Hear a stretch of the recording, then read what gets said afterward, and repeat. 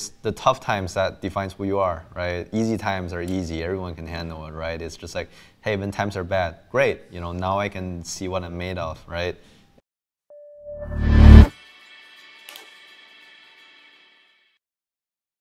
This episode of the BloomX podcast is brought to you by MCRO, who enables businesses to grow through handcrafted digital solutions of the future. MCRO is a web and mobile app development studio with a competent, dedicated, and experienced team focused on solving business challenges through fast-to-market and high-performance digital products. If you're looking to turn your disruptive ideas into reality or have a reliable strategic tech partner, to explore options for your existing work, reach out to Henry Yu from MCRO for a chat over coffee or a Bone Shaker IPA, your choice. All right, start whenever, man. Cool. Yeah. All right, man. Peter, welcome to the BloomX podcast. Thanks for having me. It's my honor. Well, thank you for coming on, man. Yeah. So yeah, you're someone I wanted to bring on just because, I mean, you're a student. Yeah. You're hustling on a startup yourself. Yeah. Right? But right. You're kind of on top of the ball with a lot of things. I had a few meetups where we brought in a bunch of entrepreneurs, especially from the hub. Yeah. And you're one of the ones who were like pressing back on all of my concerns, on my opinions. Yeah. Right, having your own hardcore opinions about certain things, how it should be. And you're pretty well informed about the startup world, right? Yeah. Yeah. So I want to take the time to like talk about you, like what's your background and what are you doing, man? For sure. You know, I think like with the whole like opinions of it, like, you know, because that's sort of my personality, and like the company sort of revolves around that too. And I always do a lot of debates and stuff with my friends and with people that I work with, and because of that, like you can sort of broaden yourself up, right? But my background is rather like unique, I guess. So I originally grew up in China, and my parents, right? My parents met in Russia. My mom is Russian, my dad is Chinese. Okay. Yeah, so I grew up in China, and then I moved to Canada when I was about 12 years old. So I moved around a lot. I been to like maybe like 2 kindergartens, like 2 middle schools, like 2 high schools, like, and then traveled, like lived in a whole bunch of different cities. Just, you know, I basically was never like in one place like growing up, you know, and that's sort of like. So you moved around Canada a lot? Oh no, well, I mean, I was living in Vancouver. I moved to Canada. The first place I lived in Vancouver, and now I came here for university, right? So that's a little bit about my background. Both my parents were in manufacturing, and they were pretty successful. And my dad was a really good salesman. Maybe not myself, but you know, I certainly know like what it takes, and like the hustle that you know you have to do to get to like where you want, right? And that's a lot of it my entrepreneur sort of origin, because ever since I was a kid, I see my parents do their thing, and then I always was super fascinated about it. Anything in particular they did? Anything in particular they did when I was a kid. So my mom was an interior designer, and then she became a fashion designer. My dad was the one that's always running the business. They were you know, exporting and manufacturing winter jackets to Russia. So I guess from my dad's side, like I grew up with my grandparents. He was really, like, both my parents were really busy all the time. So as much as I can recall, like, it's really just whenever I see them, they're at work, you know. And that's and it's not as particular because I was a kid. I don't remember much. So what's interesting is that my mom is also like a designer too, right? And I managed to pick that up on myself too, and I, you know, got pretty good at designing stuff alongside of like starting my own sort of business brand, or, you know, so the both sides came together and formed me. You know, so it's sort of, you know. Cool. Like I know you're doing Weav right now. Yep, Did you do anything before that? That's right. No, I did nothing before that. Okay. You know, so you know, before that I was in high school. So I can talk about the origin of the company like in a bit, right? But I guess like after I graduated high school, like I went to the UTSC campus, and you know, I was studying you know, I was in this program called Management and International Business. I thought it's related to starting a company, but it's not. And then I moved to something else. But you know, during the summer of first year, I got really bored. And at that time, I actually had a girlfriend that lives in Waterloo. So I go there and travel, right? Go there and visit her from time to time. And whenever I go there, I spent like, $40, $50 worth of gas. I could probably buy her some meal or something with that money. So basically, one day she told me, hey, Peter, like, do you know about like rideshare, long distance rideshare, where people post their rides online, charge passengers a price enough to cover the cost of the ride, So basically, if I'm the driver, I can charge everyone like $20 going from Toronto to Waterloo. That's about 100 to 200 kilometers range. People are doing this to cover the cost. People are doing this so that they're not losing out. And I thought, oh, like that's actually an interesting idea. So what happens afterwards is that me and some of my friends who also do long distance ride sharing got together, and we wanted to come up with like one of like the easiest ways, easiest ways to share ride between cities.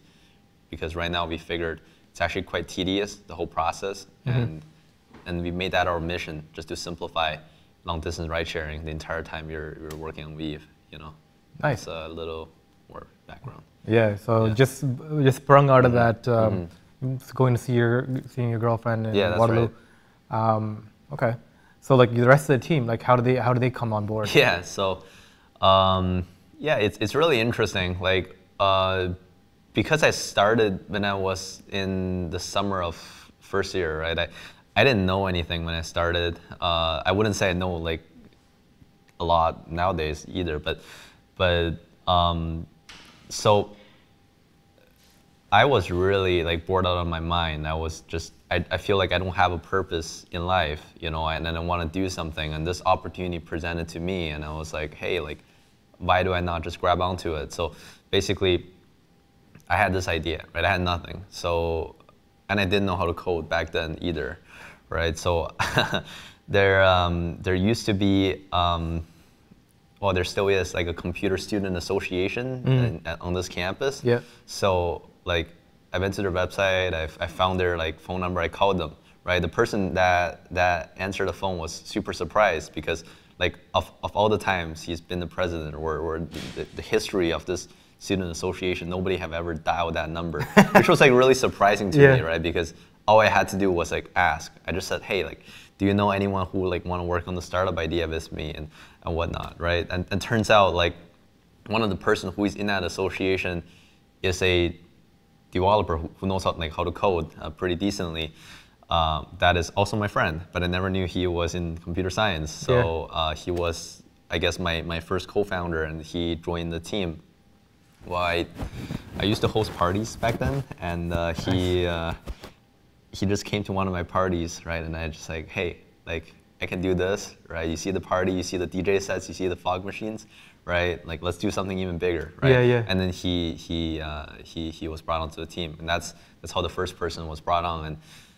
And now that you have some sort of skill sets and competencies in your team, you can like bring on more and more people, right? It's a lot easier.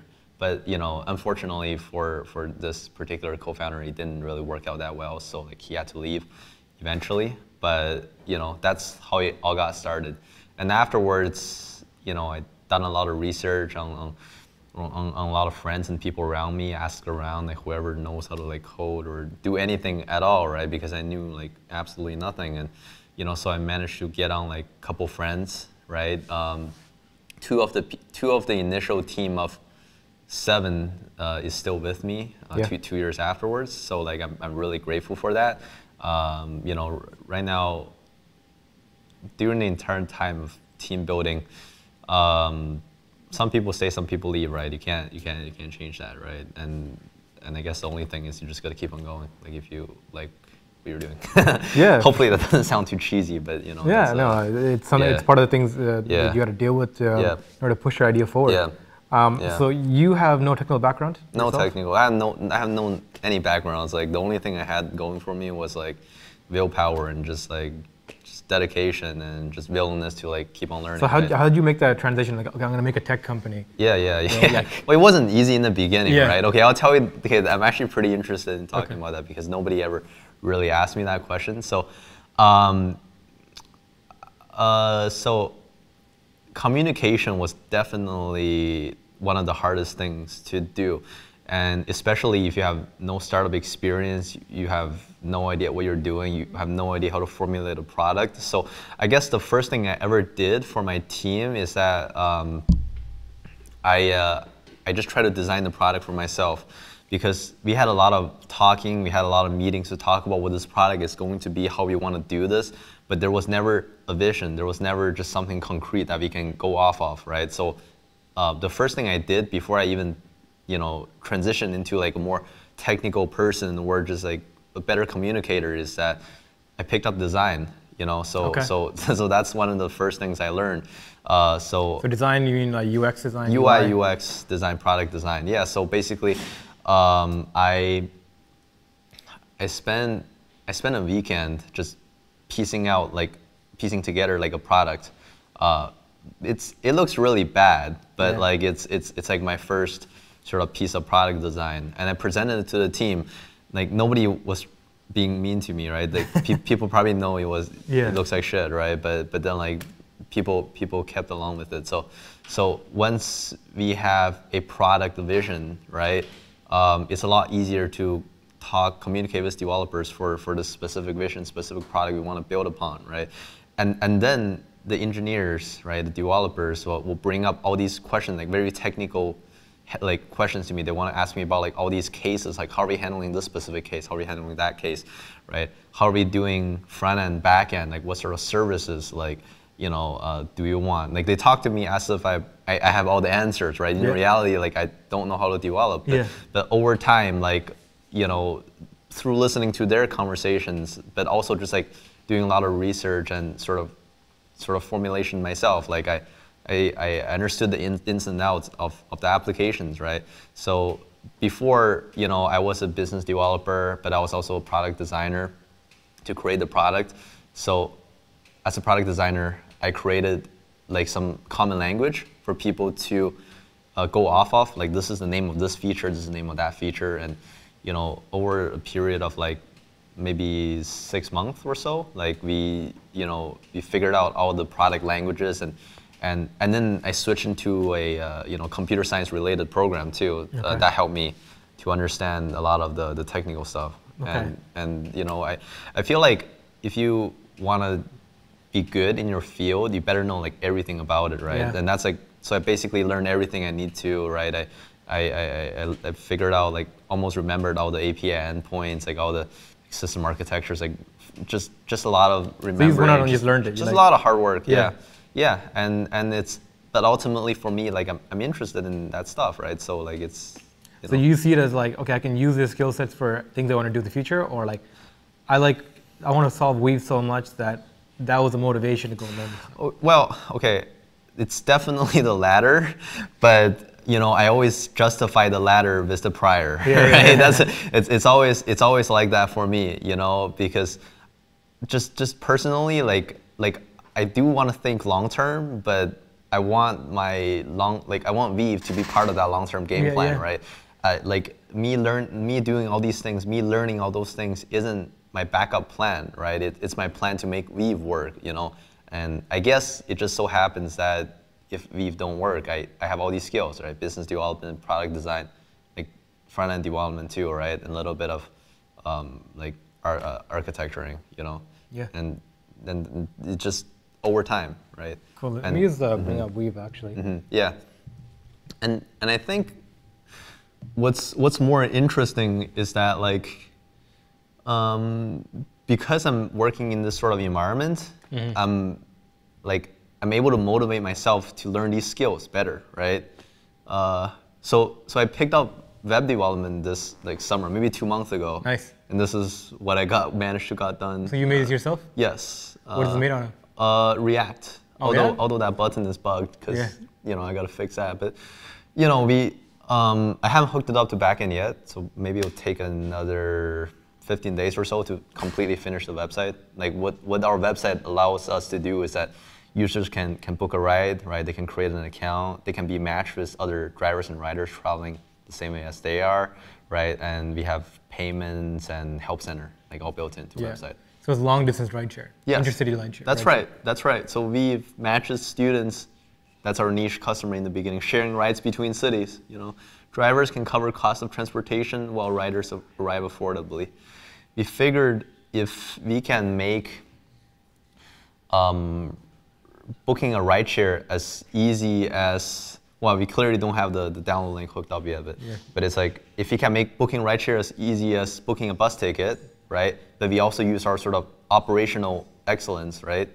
To build a sort of network that like drivers and riders can always be matched, then we can potentially take this concept to the mainstream, right? Right now, how other services are, is that like, drivers and riders are required to go to these sort of posting or listing like marketplaces, platforms, Craigslist, to browse through all the listings, to figure out, to do their own logistics, do their own contacts. So we take away the need for all of that, right? And we just match you with technology, you know, like, and what's even better is that drivers can pick up riders from, you know, their home, as opposed to having riders needing to come to the driver. Yep. You know. So like, what was the biggest problems you had to deal with to get to the point where you're in now? Well, in terms of the startup, Yeah. biggest problem, like, I think the biggest problem is more of like a personal problem. So I was dealing with depression about like a year into the company, you know, and depression, anxiety issue. About like, so I decided to quit smoking completely as soon as I started the company, right? And midway in, like my anxiety issue started getting worse, and the tech team the development team wasn't doing that hot, right? Because we are a bunch of university students, we are not that competent, at least in the beginning, right? And I definitely had over the top expectations, right? And that's basically how I sort of was depressed for a little bit, you know? But I guess that's it, you know. I obviously like dealt with all those things, right? But one of the most important things I realized, or the most like insightful things I realized, like with like, you know, having your own sort of company, where like as a founder, is that like the company that you build around you, it's just like a reflection of you, right? It's just your state of mind or state of being, right? You develop the culture. Yeah, and people are gonna act like the way you're feeling inside, you know, and you can always sort of get a correct feedback of yourself, and it does make you a better person too, hopefully. Hopefully. Yeah, hopefully. Yeah, it's interesting you said that, because like I had a similar aspect when I started my first tech company. So I started Mapian. Yeah, of course. 24, it was like around 2013. I looked into that like a lot, you know. I really liked it. I thought it was, I appreciate that, really like just good, really, really good for. Thank you, man. Yeah. I really appreciate that, because like when I started that, I had zero understanding of tech. Yeah. And we didn't have as much resources as we do now to learn tech, even like. Yeah. You can go right now on Udemy, $14. Yeah, exactly. Go through courses. Like easy. Yeah. YouTube is there, like a repository of all this information. Then it was really hard to like knowing what to search. So literally, apparently I was the first person to join the hub. Okay. That's what Greg tells me. Okay. Right. I literally, all I knew is I wanted to do a project. Yeah.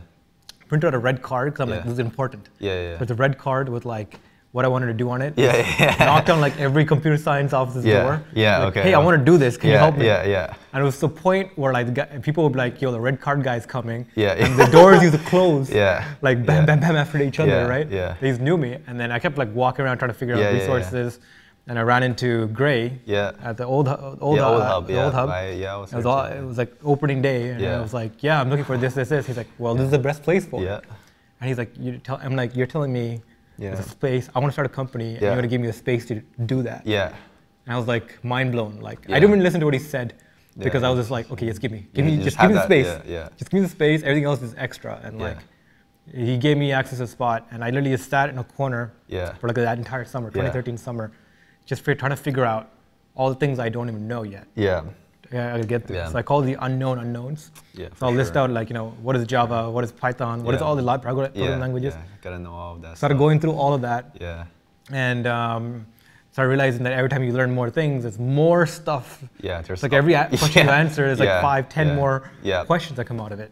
Yeah. So by the end of the summer, I had these pages and pages of just terminologies I've learned, and like frameworks and all this. Starting to piece together what I needed to have. Yeah.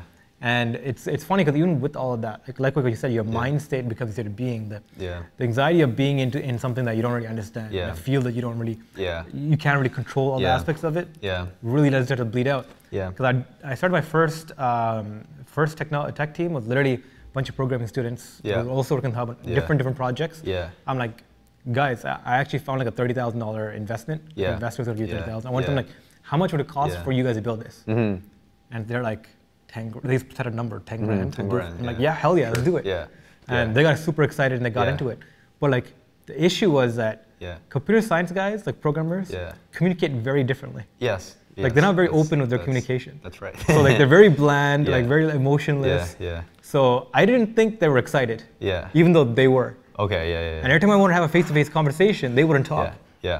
They all wanted IM. Like we'll literally have like a whole like 20-minute, 40-minute face-to-face conversation. I'll ask all these questions, they'll answer something, they won't ask anything back. I'll walk away, and then all of a sudden the IM like messages that comes out like, hey, what about this, what about this? I'm like, bro, we were just sitting face to face. Like the frustration was there.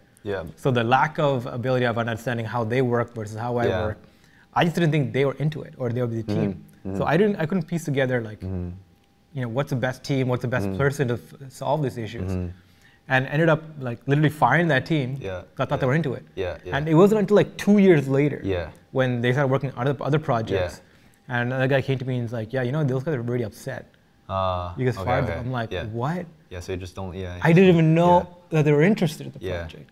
And they actually created like a very like lo-fi version of what mapping was supposed to be. All the functionality is there, but it just didn't look right and function right. And looking back at it, I didn't even think about like how would it be if like we just, we had this proof of concept, now we can add on to it. I'm like, no, look at all the other apps. They look like this, and they function like this.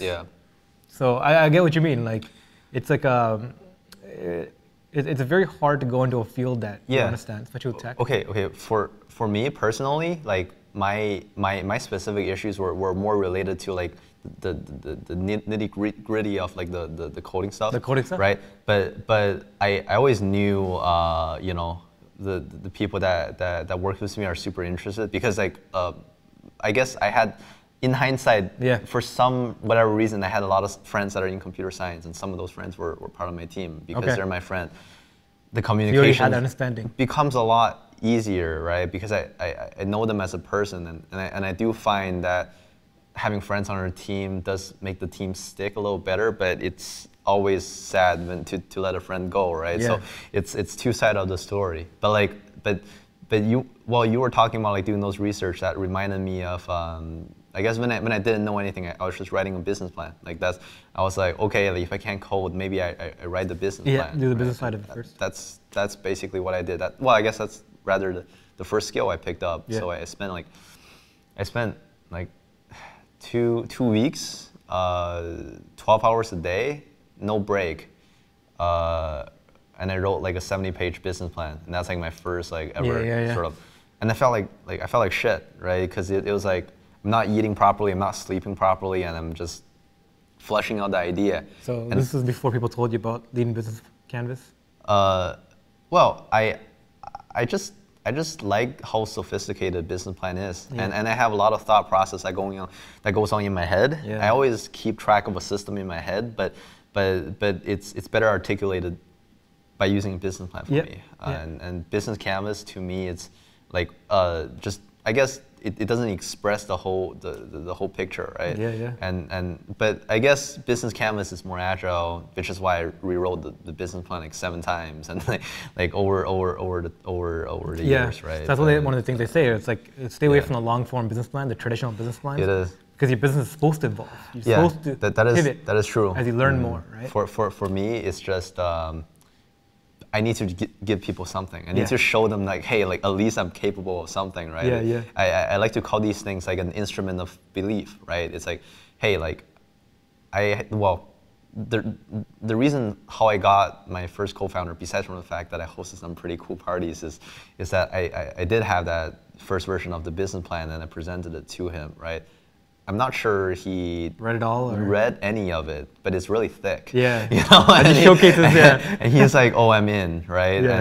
And you know, and well, it's also good to get your thought process out, right? for Just sure, map out for sure. what you want to be The doing. business has evolved like so many times, and the business plan is just my time machine. Like I can just look back into where the business were, right? And it can take me back to the place where I first got started, and it's just something. It's funny. That I think can motivate I went through a myself. similar journey. Yeah. Of first doing business plans. Yeah. Then doing product design. Yeah, So yeah. That's how I can do design work Yeah, now. yeah, exactly. Right? Yeah. It's like just Yeah. okay, mapping out how it's supposed to look Yeah, like, how the yeah. user flow should be. That's right. Yeah. Right? What my vision is. Yeah, right. and brand, right? Yeah. And then like, you know, I guess I picked up more technical stuff because I just had to, but that's been a journey. I mean, so now it's come to the place where I can do a lot of the work, right? Basically for like all aspects of the company, and it makes it a lot easier for my team members to look at me and say, it's like, hey, like our founders can do all these things, like that's pretty good, and so I believe in myself too, you know, and so we can all do that, right? It's like setting a proper example of myself, right? Yeah, I mean, when you're just like obsessed with an idea, you start realizing how willing you are to go out of your comfort zone and learn new things. Really obsessed, really delusional, right? And like really stupid probably back then. But that's what it takes, right? Yeah. That's like the initial burn, right? And and you know, like after I started going at it, like there's not really, like I never left myself as like a plan B. So I just have to keep on going. Like it's fight or flight, right? And I can't fight. Yeah. No, definitely. So like, are you graduating soon or? No. I'll take another 2 years, I would say, to graduate because I well, 2 or 3 actually, because I switched the program and I gapped the entire year to work on. That's my first year, right?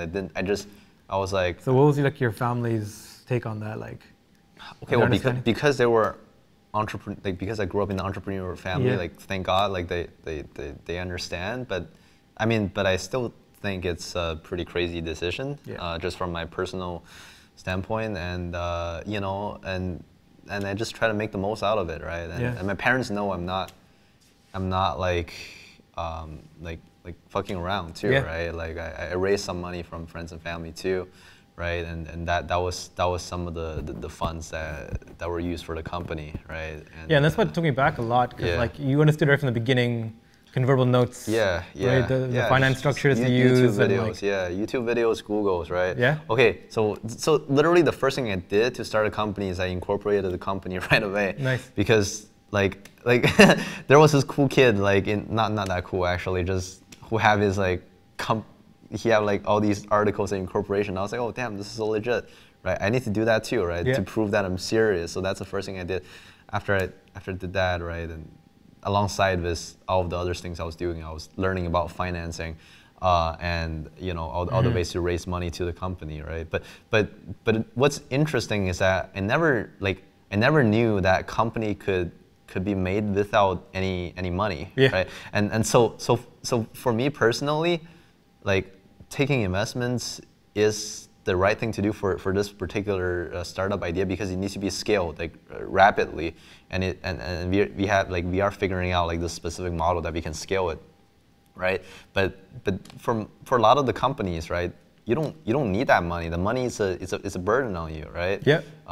So you know, and if I only like, that's one of the things that I wish I knew in the beginning, even though it didn't really matter to me. I'm not sure if it's Tim Ferriss. Yeah. Somebody was recently was saying it's like startups are more likely to fail if they raise money early.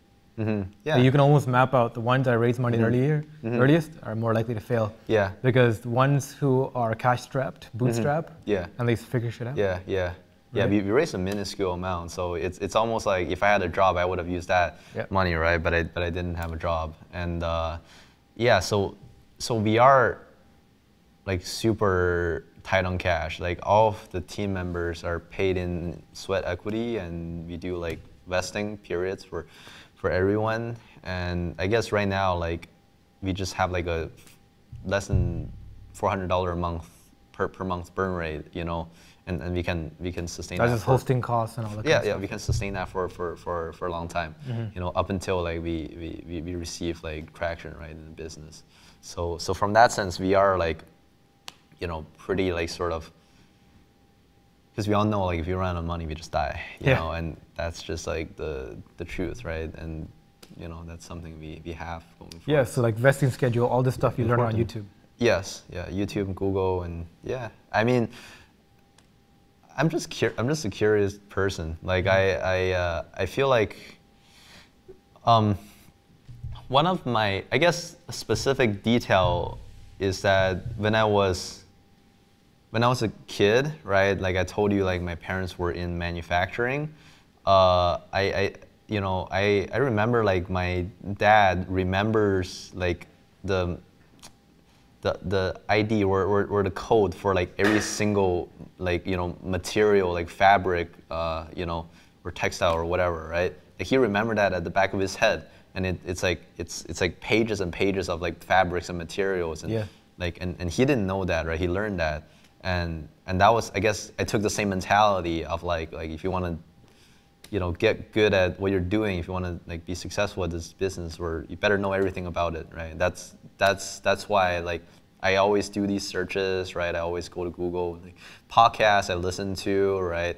I go to like venture capitalist websites, right? They have a lot of great resources, but I also had like, I was working with a corporate lawyer right from the beginning of the company, so they taught me a lot of this stuff too. So how'd you get the corporate lawyer involved? Oh, so I incorporated the company with this one law firm, and you know, and I was asking them all those questions, and you know, it was like a one-man show, and that law firm couldn't really answer those questions to me. Maybe like it I guess they're only taking care of incorporations, right? Yeah. That's probably why. Limited. Yeah, very limited. And then I was like, okay, this can't be it. So maybe I'll switch to like a different law firm, right? So I went to like a different law firm. Then on Google, I searched, like I just found a law firm with like a bunch of high ratings, right? And I just picked that up. It's a really nice law firm. The people there really like me. I'm definitely their like smallest company, but because they like me, they took me in. That's awesome. So you found them on Google and started talking to them? Yes, on Google. Yeah, and they talked about, hey, you need this, you need that, and this is why. And then I also do a lot of my own research, because like in the beginning, half the time the stuff they talk about, I literally don't understand, you know. And even if I just ask them like, hey, like, you know, like what does this mean? Like they can try to explain it, I would still not understand. So I basically just more Googling, you know. That's yeah, I can remember like when I started legal research, yeah, right? Yeah. So I had a company wanted to give me $30,000. Yeah. I convinced the CEO. It's like a $2 billion telecom company from Europe. Yeah. I met the CEO that are doing a talk. Literally pitched him 60 seconds. Yeah. He like super into it. Yeah. They wanted to meet me more. Yeah. So met with him for 20 minutes. I'm like, okay, I'll give you $30,000. Yeah. But talking with this team, 7 months.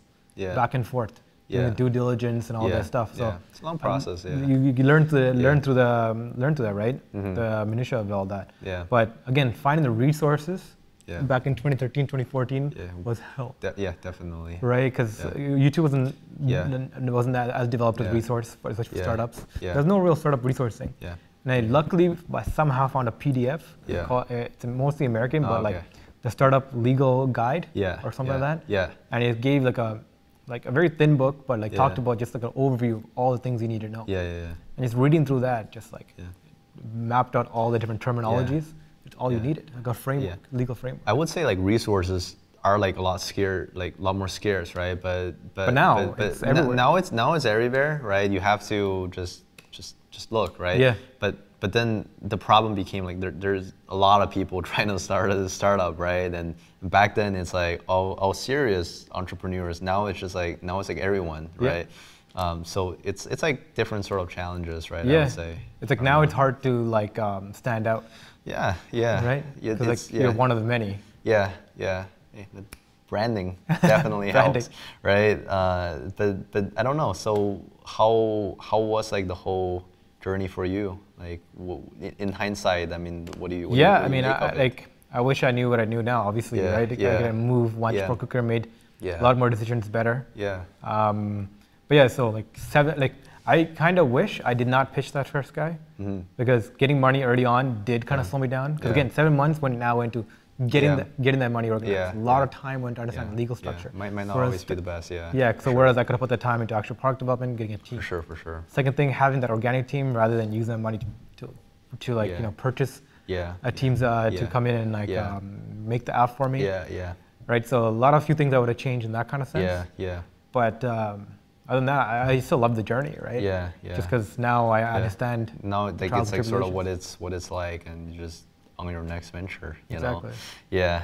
Yeah. But, I mean, what about you? Like, it's been like a few years you've been working on Weav. 2 years. 2 years. 2 years? August 8th was my 2-year anniversary. Nice. And yeah. Nice. So that was like 2-3 days ago. So do you have like a hard deadline for you? It's like, okay, by this date or by this much time. I always set hard deadlines for myself with the things I do for Weav. But I find deadlines with other people doesn't always work, right? Yeah. Especially like everyone's taking on sweat equity, right? You can't really push them too not hard. paying people, right? And so because of that, right, like we had a lot of pushbacks. A lot of it is competency, product design, like business related reasons, right? But now our deadline is September, but we're probably going to miss it by like 10-20 days, you know, and that's To launch. yeah, to launch.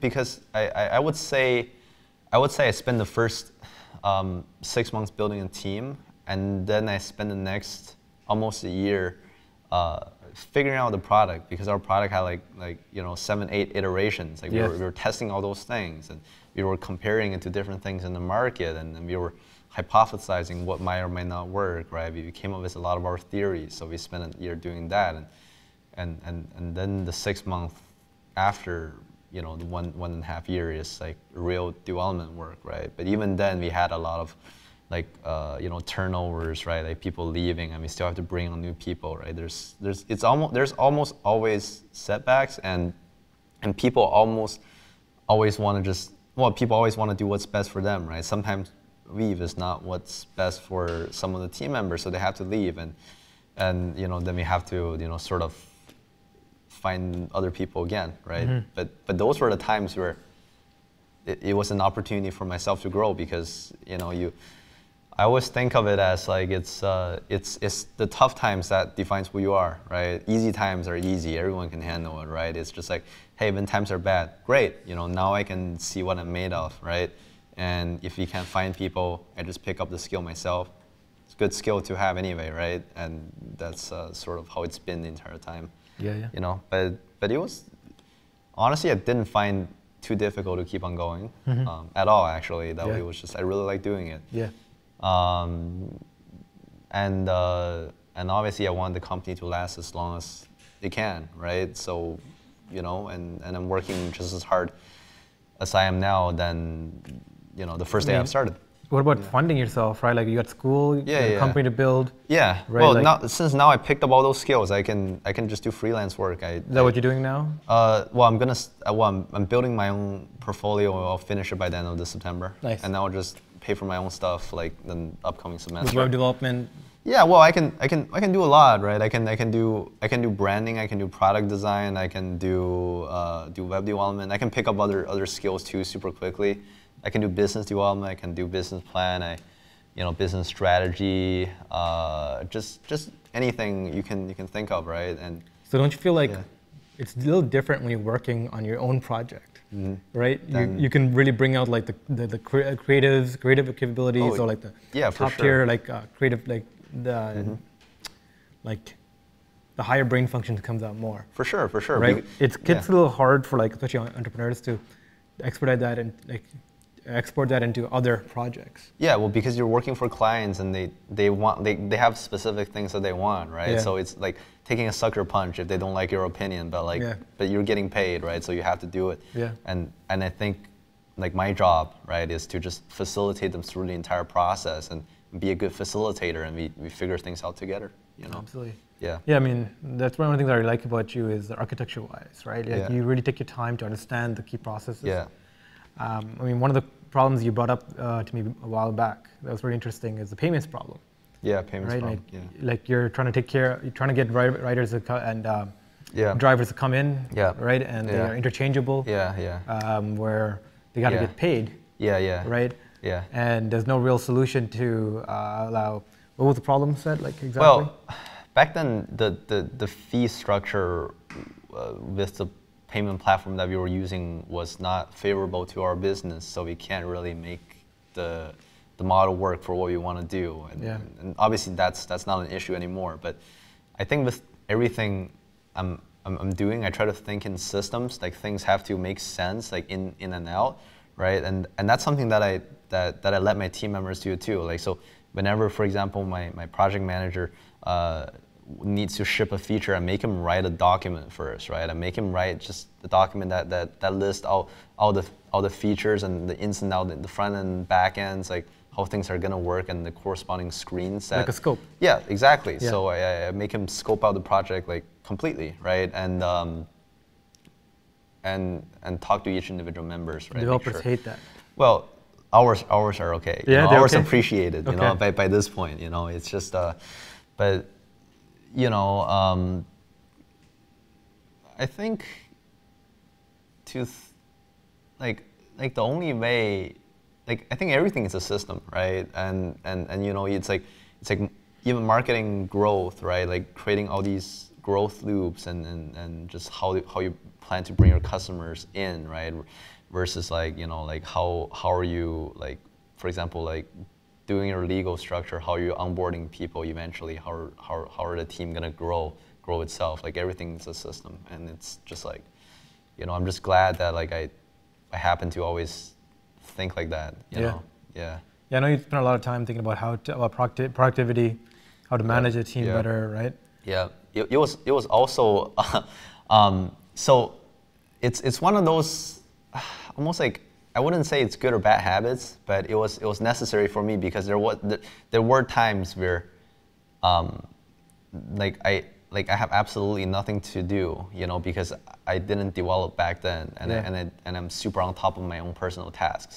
So all there's left is to think how can I improve the business or the operations and make things more efficient. So I'm glad that the setbacks allow me to sort of sit down and reflect and try to do what's best for myself and the company, and that's part of the reason why the product evolved so many times, but that's also part of the reason why it's taking a while to get the product out.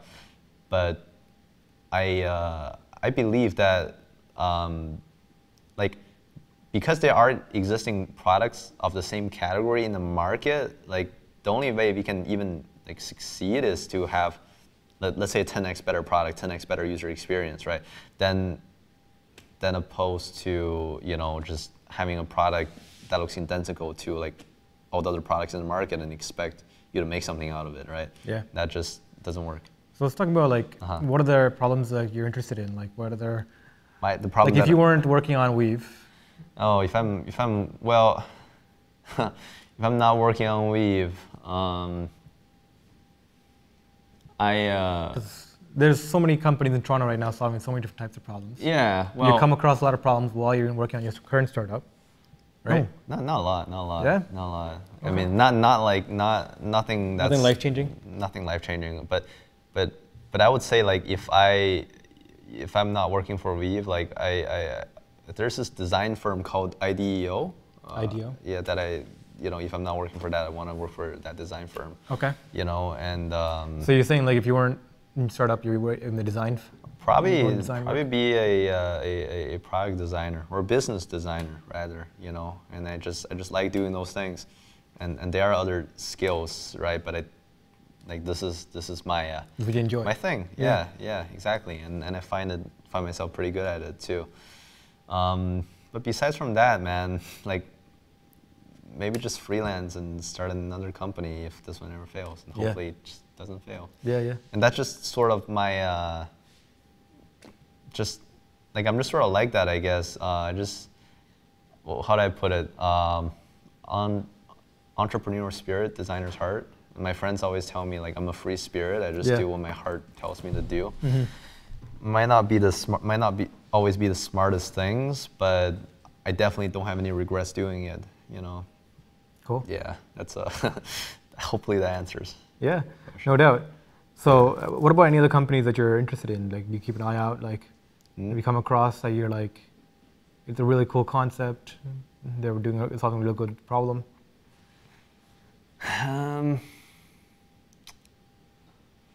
I think. Are you involved with like the startup community at all? Well, I'm involved in like multiple incubators and accelerators and I guess even recently I got invited to join Founders Institute. Yeah. Which I declined because they're gonna take like 4% of my company's equity and I don't want to pay that. Yeah. But so there are a lot of companies that are around me. But I think that's just I guess the problem is the whole ecosystem in general is that there's literally like so many companies you can't tell which one. Even the coolest ideas might not work, you know. So I never really have like my eye on any particular companies. I just try to take a bystander approach and see, okay, like just analyze them, and that's what I do with Weav too, you know. So like I can't really give you like a specific one. Fair enough. Yeah. Fair enough. So what other incubators have you worked with? I know you went downtown. So we worked with U of T Hatchery. Well, the hub, obviously, where we're sitting. I worked with Avon. Well, not Avon, just well, there's this. It's called Innovations Factory in Hamilton because they're part of the Autonomous Vehicle Innovations Network, and Innovations Factory is just one of the linked accelerators, incubators to that, you know, for integrated mobility, which is what we're doing. And so those are three that we've worked with. Well, I guess we are also working with a incubator with in Sudbury called NORCAT. So apparently it's the largest incubator in Northern Ontario, and we got into that incubator because a team member applied, and it's just extra connections to Mars downtown. Yeah, this is Northern Ontario? Northern Ontario, like really far north. Yeah. You know, but so for us, it's like incubators is just a way to get connections, and what we really need to do. That's out of Sudbury, right? You said. Yes, yeah. So what we really need to do is to get traction. Yeah, you know? That's our focus, you know, and but you know, I feel like because there's all these resources online, like I don't really have to like, you know, ask somebody specifically, hey, like, what is this process like? Because I can just like Google search, right? Yeah. Yeah. Any mentors or advisors you have right now you're working with? Well, so there are people that I'm taking advice from, but I never officially brought on like any like serious mentor or advisors on board. And the reason is just like, I just don't feel like of the people that I'm working with, they are a direct match to the company. Because what I find is that there are people with a lot of work experience. There are people who are, you know, they have like, you know, really nice job titles and whatnot, right? But they didn't start a company before, or they didn't start a company of the same field. So you can bring someone on for the name, but they should also help you of some sort. And, you know, I just haven't been lucky to find a mentor or an advisor who had experience with network effects, you know. Yeah. And what I was planning to, you know, if Founders Institute does not take the equity from Weav, right? Then I would have joined Founders Institute, and they have a lot of great mentors with experience building networks, right? Building marketplaces, and those would be the people I want to bring on, right? And I try to be really careful about that, because whoever you bring on is going to be with you for a while, and they need to provide value for you.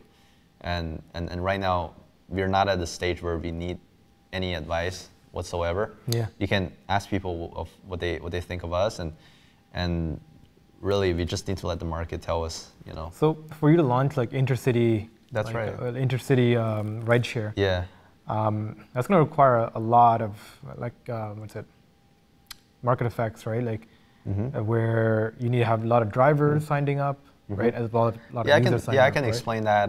What's your launch strategy there? Yeah. So I can explain that a little bit. I don't want to go too much into detail simply because you never know, right? Yeah. I don't think competitors are going to be hearing this, but so one of the benefits of what we're doing is we're matching drivers and riders traveling in the same direction.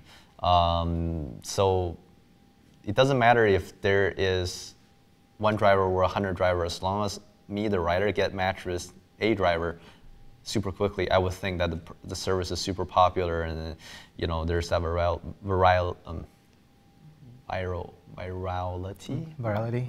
there.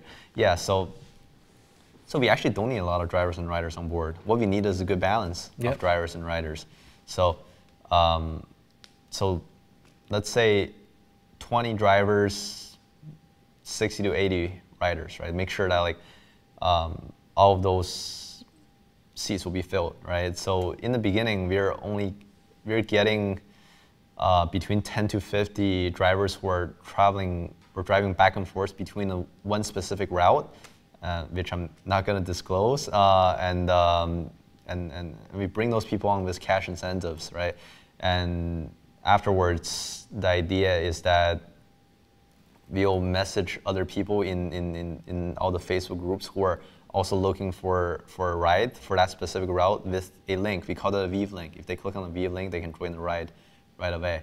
So, you know, we're hoping that we bring on those drivers for the first week or two, and afterwards, all we need to do is to make sure that those driver seats gets filled, you know, and because they always drive back and forth, we can guarantee our supply side and demand side we can secure through manually messaging people with Weav link, or having drivers themselves to message other people who message them with a Weav link, because all the right logistics will be handled by us.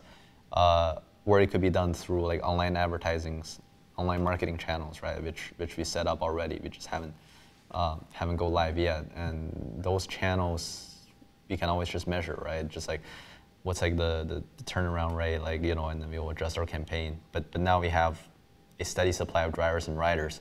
We can just add a little bit on both sides and grow the network like that. Yeah. You know, but the key is to maintain the balance, right? For every single route that we launch, and that's operations, right? That's all operations, you know, and that's the other side of the value proposition that we offer as a service. Is that like, hey, we have the technology, but we also make sure you get your ride, you know. Yeah. That's awesome, man. Yeah, so let's wrap this up. I mean, it's been really good talking to you about the minutiae of you're exactly where you're at.